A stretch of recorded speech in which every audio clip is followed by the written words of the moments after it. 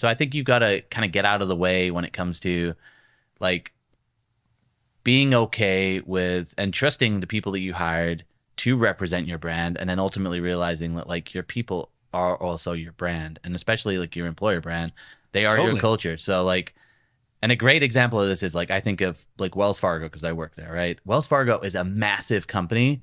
So to like try and sum up a culture in 2 sentences makes zero sense. Like maybe they've got like a mission that goes throughout the company, but if I work at a branch like I did in Racine, Wisconsin, it's a very different feel than working at the branch in San Francisco.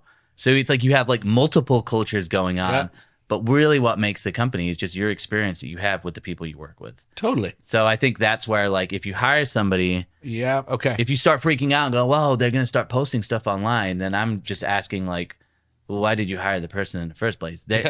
They're saying it online, but they're probably saying the same stuff offline, which is impacting your brand just as much. Dude, there's some real wisdom right there. Well, we don't hire people and stick them in a closet and say, hopefully no one sees them.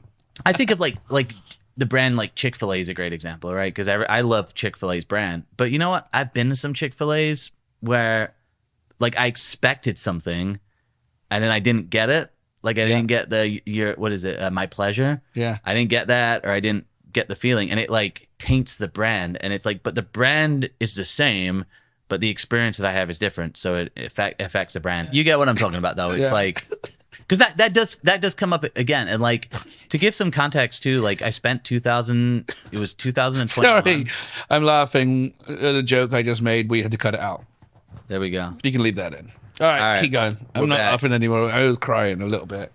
Sometimes I make myself laugh so much I cry. Well, I like that. I think that's good. Now I'm a little sidetracked. But, sorry, and I get in trouble for that too. Sidetracking's good though. Like and two, I think I like actually what you said about the difference between like face to face than Zoom, because this is a completely different feel than I'm used to anyway with podcasts. So but I like it. But yeah, I guess too, like what I was saying was like I used to coach recruitment agencies around the world, and like how to do personal branding. And I mean, recruitment agencies were freaked out at the exact thing that you're saying. Like, what if they represent me wrong? What happens if, Susie starts talking about something weird that I'm on board with? And again, it's just that fear mentality. And I think if you're leaning more towards like your people ruining your brand, you need to hire better people. Totally. Yeah. Wow.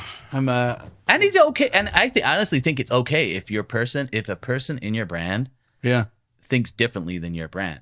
Because I think we're smart enough as humans to realize that like Tony doesn't represent the whole of Adidas. He represents Tony. Like I think we're smart enough to recognize that. Totally.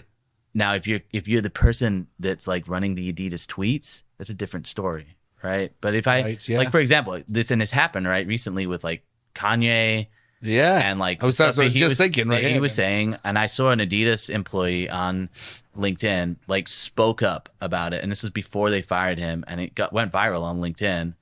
And what were they saying? They were basically they were just saying like like anti-Semitism is wrong, and like she was Jewish, and she's like, I don't think we should stand for this as a brand.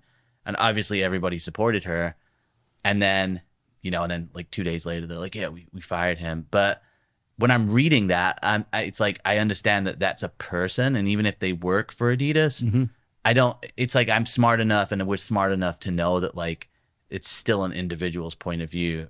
But again, that's where it's like culture fit compared to culture add. Like this person, they fit into the culture, but they're also an individual. So I think it's just one of those weird dichotomy things. Totally. It's like there's levels to it. It's not that simple, I think.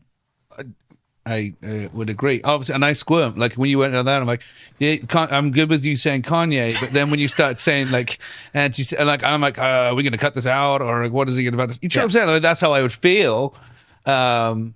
And I'm like, I hope, like, I just don't know what you're going to say. I don't know what Joel's going to say at this point. But I mean, the point is proven right here, because I'm like, it can get a little bit awkward. And that's probably what it's like too. Like when I'm first posting on LinkedIn, I'm sure everyone. I mean, I remember people being like, it's like you kind of don't know what's going to come on that day, right? And then what happens if I say something that not everybody agrees with, right?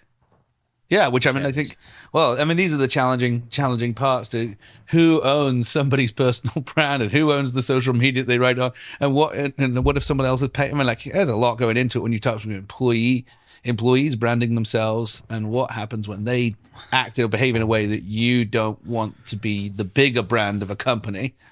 Which I do think with bigger brands too, this is definitely more of an issue, and I think but there's an opportunity for smaller brands that don't have like kind of the bureaucracy associated with them. Like if you're a small brand, you could totally beat out a big brand with smart social media and your people being your people. You can attract top talent. Yeah, because like Amazon, they are super strict about what you can post. You know, some of these big companies, they will like police what you post. So if you take that opposite stance and say, hey, you know what? I'm gonna let my people post what they want to post and be themselves.